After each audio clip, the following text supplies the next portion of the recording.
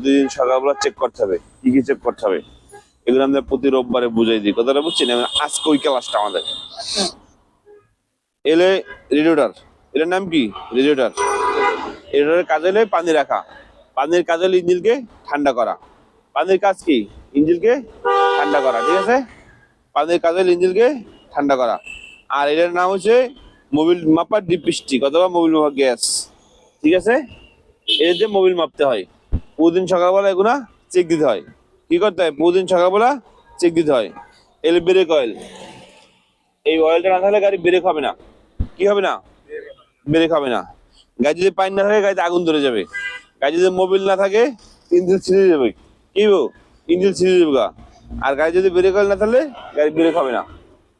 কথাটা বুঝছেন? ইঞ্জিন ছিঁড়ে যাবে গা। আবার 40-50 হাজার কাজ করে পরে চালাইতে হবে। পানি না থাকলে গাড়ি আগুন ধরে যাবে গা। চার চাক্কায় হাওয়া বাতাস আছে কিনা বা কোথায় যাবেন গ্যাস টাল আছে কিনা, ঠিক আছে? দেখে পরে গাড়ি চালাতে হবে। ঠিক আছে, বুঝতে পারছেন? এটা একজন ড্রাইভার যে হোক, ড্রাইভার হোক আর মালিক হোক, যে সকালবেলা বের করবে গাড়ি তার চেক করার নিয়ম, ঠিক আছে? পানি যেমন চোখে দেখা যাবে, ঠিক আছে? পানি কি চোখে দেখা যাবে। আর মোবিলটা এখানে মাপ হবে, ঠিক আছে? সরাই গেছে, এখন মাপ পাওয়া যাবে না। এই জন্য কি করে দেবো? সকালবেলা স্টার্টের আগে কি করে দেবো? হ্যাঁ, ফুল করে চলে যাবে, আর উপর যাবে না। একটা মোবিলে, একটা ইঞ্জিনে কতটি মোবিল লাগে? হ্যাঁ, কতটি মোবিল লাগে একটা ইঞ্জিনে? 3.5 লিটার। পুরো ইঞ্জিনটা মোবিল একদম সব বের করে ফেলালে 3.5 লিটার মোবিল লাগবে, ঠিক আছে? যদি কমে এই ক্ষেত্রে, যদি এই পর্যন্ত আসে তখন 0.5 লিটার মোবিল দিতে হবে। কতটুকু? Half kilo, half litre. হ্যাঁ, বুঝতে পারছেন? এটা কি ব্রেক অয়েল, এটার নাম মাস্টার সিলিন্ডার।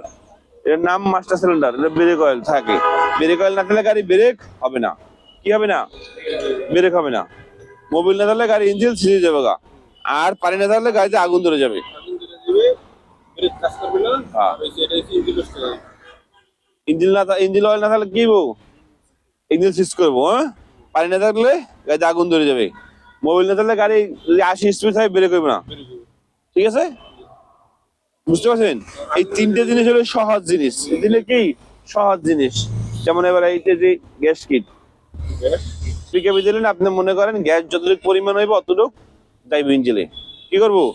যতটুকু পরিমাণ গাড়ি গ্যাস দরকার হইব অতটুকু ইঞ্জিনে যাবে। এটা হচ্ছে ব্যাটারি। যেমন ব্যাটারিতে নেগেটিভ আর পজিটিভ আছে। কি আছে? Negative positive. ব্যাটারিতে পানি আছে, পানি চেক করতে হয়। ব্যাটারি পানি না পানি দিতে হয়।